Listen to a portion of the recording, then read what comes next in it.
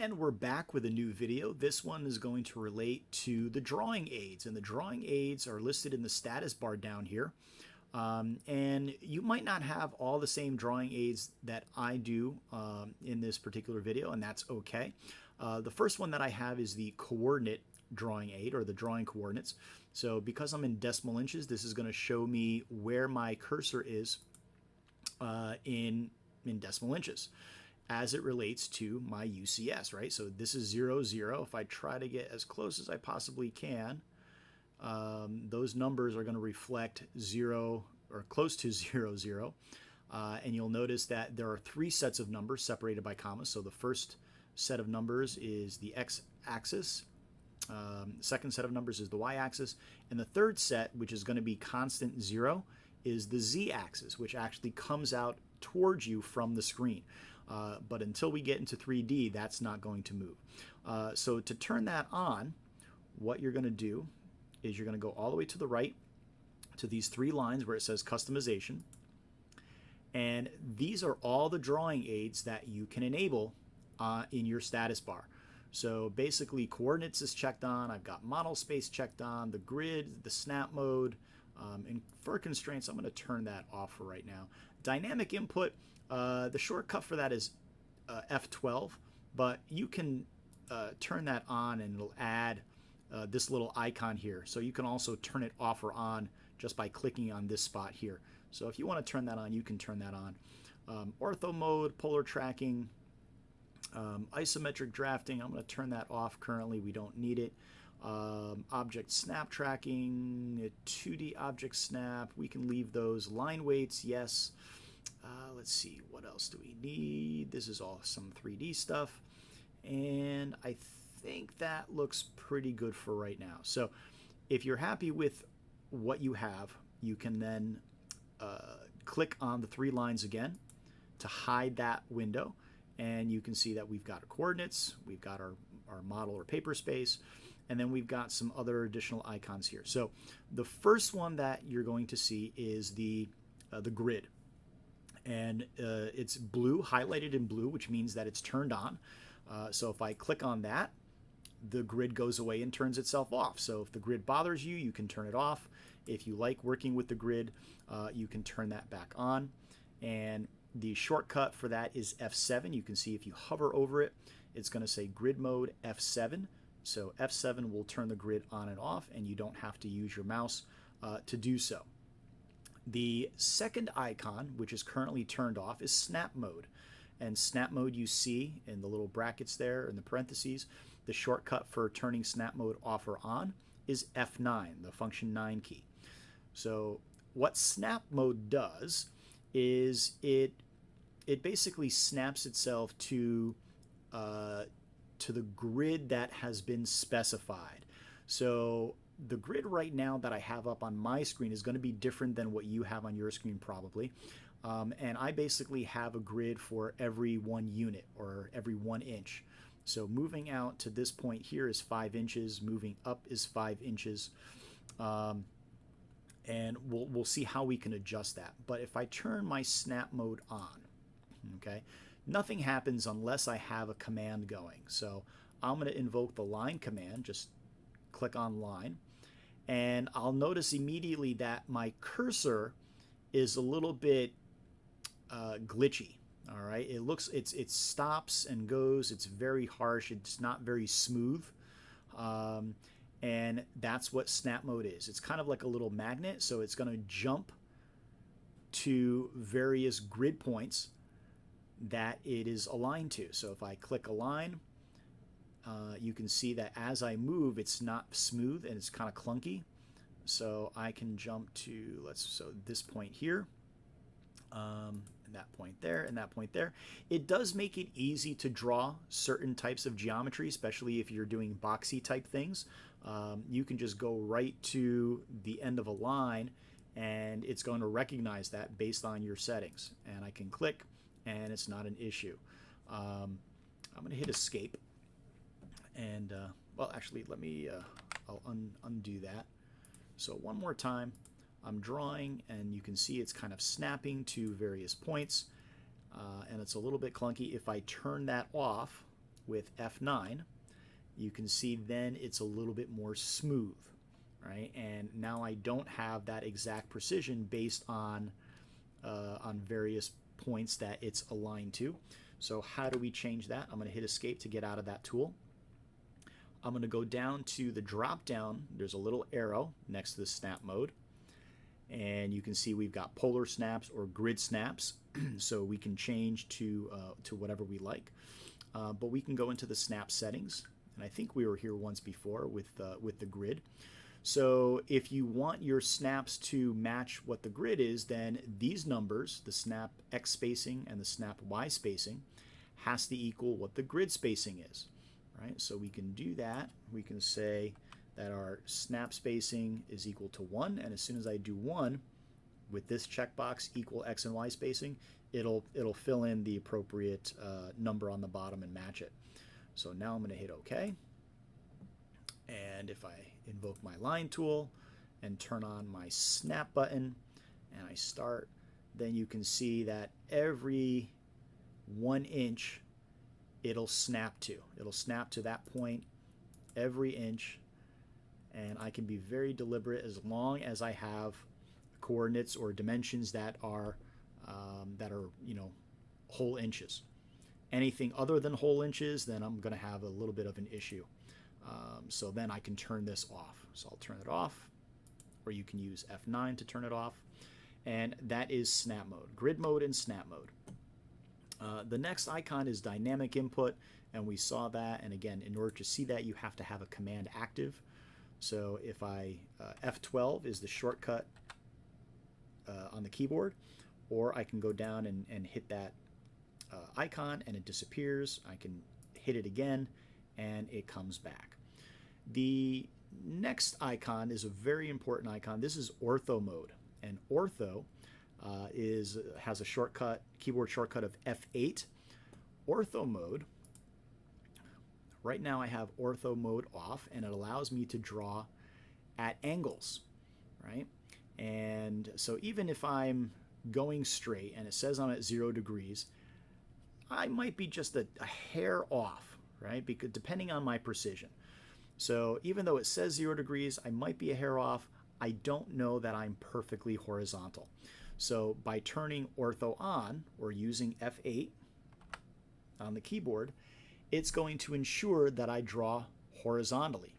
So even if I move my mouse up or my cursor goes up a little bit, the line will not change unless I get to a point where it's going to jump up, right? So it allows me to draw perfectly straight lines horizontally or vertically.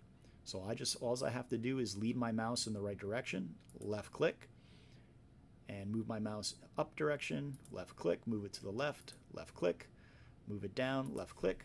So ortho allows me to draw perfectly straight lines horizontally and vertically. And let's go move to the next one. The next one is polar tracking. Polar tracking is an interesting one. I'm going to go to the drop-down line first, and so we can take a look.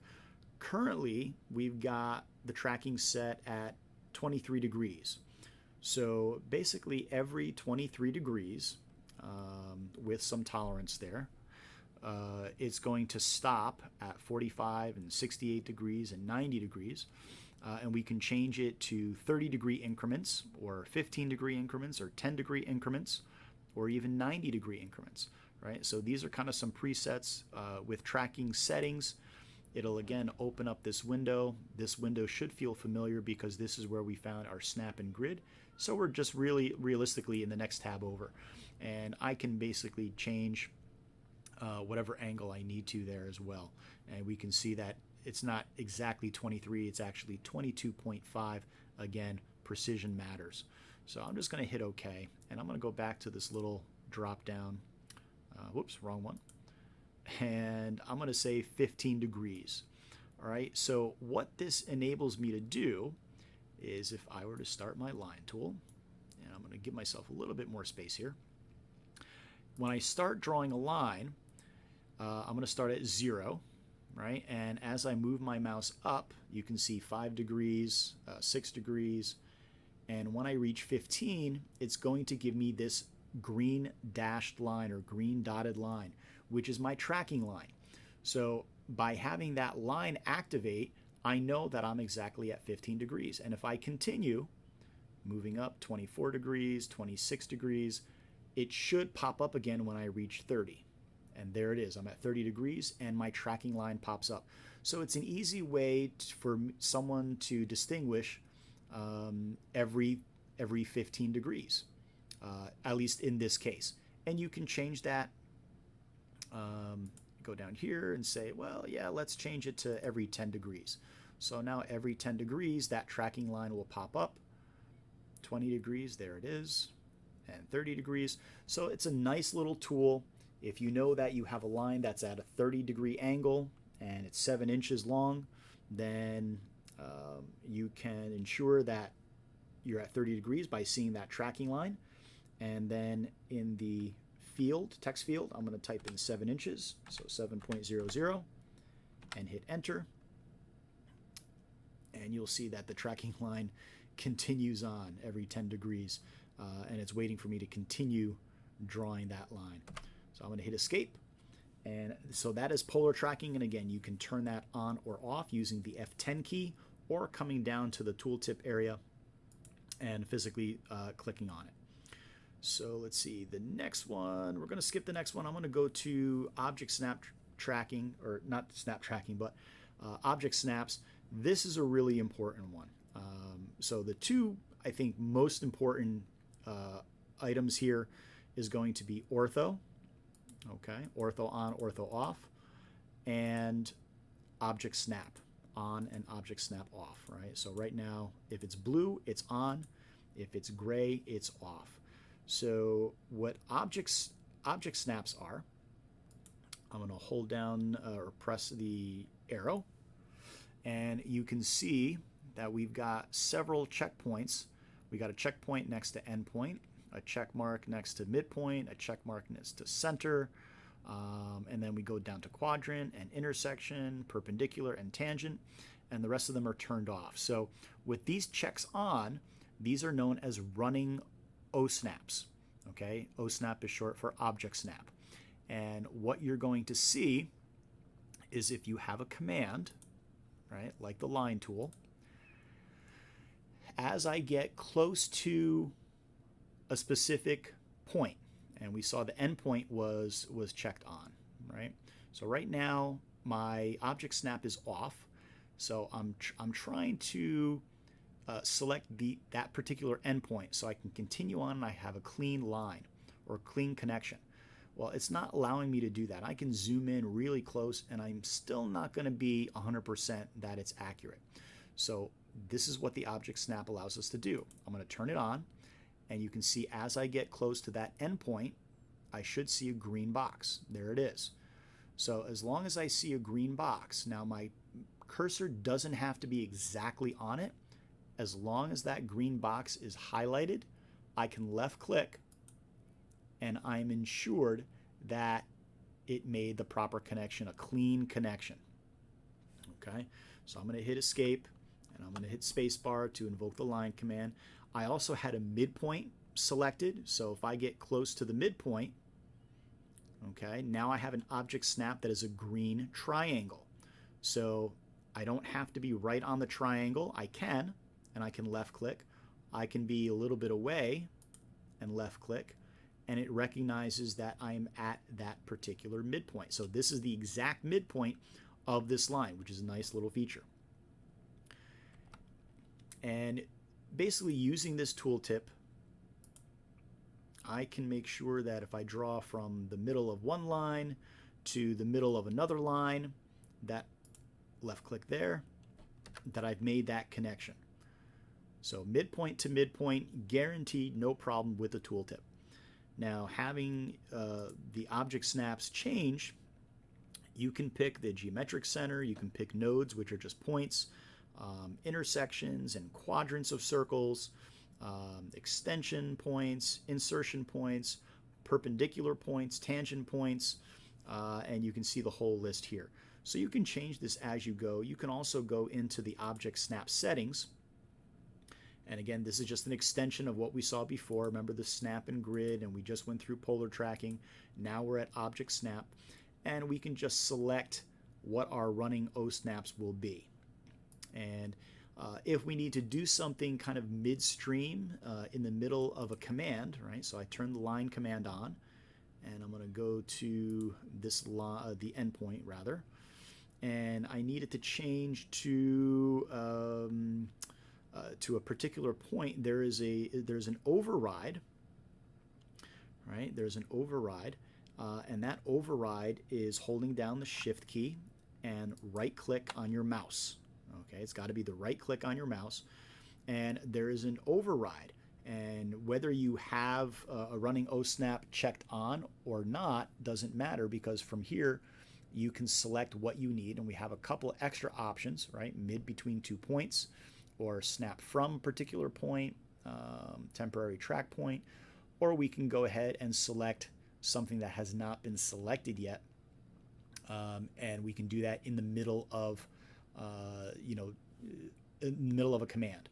So if I wanted to do a snap to the mid between 2 particular points, I'm going to select that. So this was my endpoint that I started, and let's say I wanted to draw a line to in between here. Okay, so I'm going to pick this point as point 1, this point as point 2, and it drops me right in the middle between 2 points. And that's how that snap override is used. So again, the snap override is holding down the Shift key and right click, and that'll pop up even if you're in the middle of a command. Moving along really quick, the next one that I have is line weights on and off, and we'll talk more about this. This will make sense when we're talking about layers, but you can turn the thickness on and off, and you can see it's a little bit thicker, a little bit brighter. If I turn them off, then we have some lighter lines, thinner lines. The next one is selection cycling. We're not really going to talk about this right now. The rest of this is stuff that we're not really going to bother with. This is the annotation scale. This should never change, at least not now. So this should always say 1 to 1.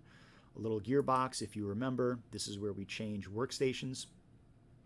If we wanted to go into 3D modeling, which we will in the next course.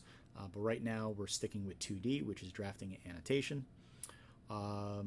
The annotation monitor, we're going to keep that off. The units, you can change units if you'd like to.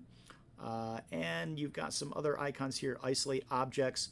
This is kind of an interesting one. You can also do this with a right click, and we can talk about that another time. Clean screen basically just gets rid of all your tools so that you have a clean screen to work on, just a bigger space.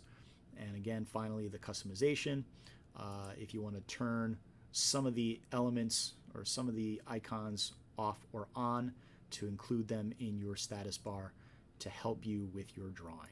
So I would say the two most important ones are Object Snap, which is F3, and Ortho, which is F8.